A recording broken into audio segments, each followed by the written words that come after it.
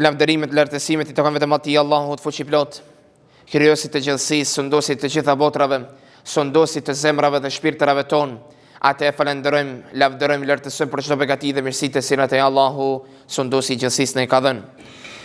Dërgojmë selam dhe salavat për pejgamberin salawatu rabbi wa salamuhu alayhi, bi familjen e tij të ndershëm dhe mbi të gjithat të cilët e pasojnë ndjekin rrugën e tij deri në ditën e llogarisë.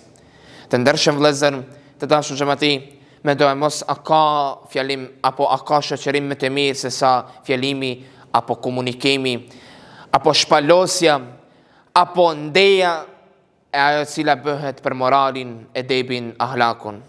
Të ndershëm vëllezër, të dashur xhamati, Allahu fuqiplot na dërgoi Islamin që të na rregullojë jetët tona, e dërgoi Islamin që ta sistemojë jetët tona, që na i zbukuroj jetët tona, që të na i përsos dhe plotësoj jetët tona.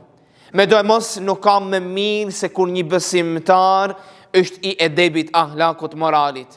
Para mendone ku ne jemi nga ato të cilët e ndjekin, pasojnë Rasulullahin sallallahu alaihi wasallam, atë të dërguarin e Allahut, pejgamberin Muhammed sallallahu rabbi wa salamuhu alaihi. Para mendone kënd ne ndjekim Allahu fuqiplot. Neve na tregon në Kur'anin famlart. Unë nuk e kam shikuar, nuk e kam dëgjuar, por Allahu fuqiplot thot: "Laqad kana lakum fi rasulillahi uswatun hasana." Me të vërtetë ne kemi dhënë shëmbëltyr më të mirë pejgamberin alayhi salatu wassalam. Me të vërtetë ai shëmbëltyra juaj më e mirë, më e ndershme, më e lartë, më e ngritur, më e përsosur. S'ka shembull më të mirë se pejgamberi sallallahu alaihi wasallam.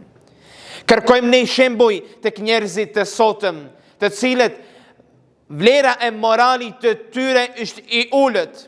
Ne ndjekim njerëzit të cilët janë të famshëm në rrjetet sociale, youtubera, influencera dhe tjerë, njerëz me politik, por morali është ajo e të cila ne duhet ta shikojmë, ne duhet ta ndjekim. Dhe a ka më mirë se ne të ndjekim traditën e pejgamberit alayhi salatu wassalam, që ne ta ndjekim atë? Jo, nuk ka më mirë.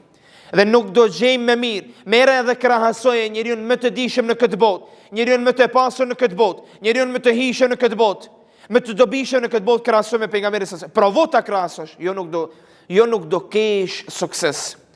Për arsye se pejgamberi alayhi salatu wassalam ishte shëmbëltyra më e mirë dhe më e ndershme.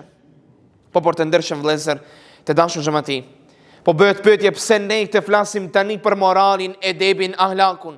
Për arsye se ne ndodhemi në shekullin e teknologjisë, shekullin e init, modës, dhe vlerësot çdo gjë pos moralit të mirë.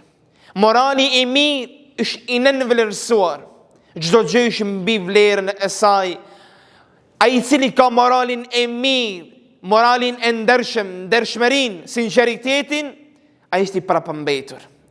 Dhe për atë arsye të ndershëm vëllezër, të dashur xhamati, shpesh herë pejgamberi alayhi salatu wassalam ishte ai të cilit i bënin pyetje.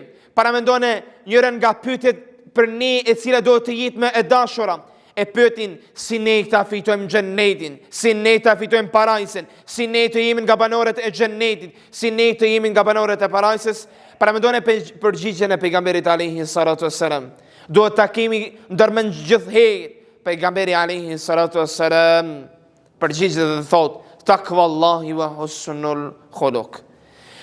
Takvalluku apo frikë respekti ndaj Allahut fuqiplot, krijuesit të gjithësisë, sunduesit të gjitha botrave, dhe morali i mirë i bukur. Pejgamberi alayhi salatu wassalam nuk na edukoi, nuk na mësoi, nuk na udhëzoi që ne të kërkojmë çka? Dynjan dhe pasuritë e dynjas dhe ne të dashurohemi në dynja. Por na mësoi dhe edukoi. Dhe tha, kërkoni dashurinë e Allahut, kërkoni kënaqësinë e tij. Dhe kënaqësia e tij dhe shpërblimi i tij xhenneti fitohet me çka? Me frikë respekt ndaj Allahut, takvallukun dhe moralin e mirë dhe bukur. Të ndershëm vëllezër, të dashur xhamati, Allahu e dërgoi Islamin, siç kemi thënë, që të na rregulloj përsos plotësoj jetët tona. Dhe Allahu e dha në Islam që të na edukojë me edeb moral. Për çdo gjë ka edeb dhe moral. Edeb në xhami, edeb në shtëpi, edeb me prindërit, edeb me fëmijët, edep me vëllezërit, edep me motra, edep në punë, edep në rrugë, edep në çdo rast dhe në çdo moment, në çdo vend, me çdo kënd. Islami për këtë arsye erdhi, që neve të na i rregulloj përsosë jetën tonë. Dhe për atë arsye të ndershëm vëllezër, të dashur xhamati, ne duhemi të jemi nga ato të cilët i din t'i vlerësojnë vlerat e moralit, e din t'i vlerësojnë ato që kanë më të vlefshme, më të ndershme, ajo është çka morali i mirë i bukur. Pejgamberi alayhi salatu wassalam nuk na udhëzoi që ne të dashurohemi në dunja, duke ditur se pejgamberi alayhi salatu wassalam na tregoi dhe tha, njeriu krijesës së Allahut po t'ja jepsh, po t'ja japësh një mal, një brek me ar, ai do kërkonte të dytin. Logjikisht po t'ja jepsh e dytin, ai do kërkonte edhe tretin. Dhe për atë arsye, dashuria e dunjas është ajo me të cilën pejgamberi alayhi salatu wasallam apo dhe Allahu fuqiplot në Kur'anin famlar na tregon dhe thot, është illa mataul gurur. Dunjaja është arritshme mashtruese. Dhe ne mund ta fitojmë dunjan apo botën tjetër me çka? Me edebin e mirë, me moralin e mirë.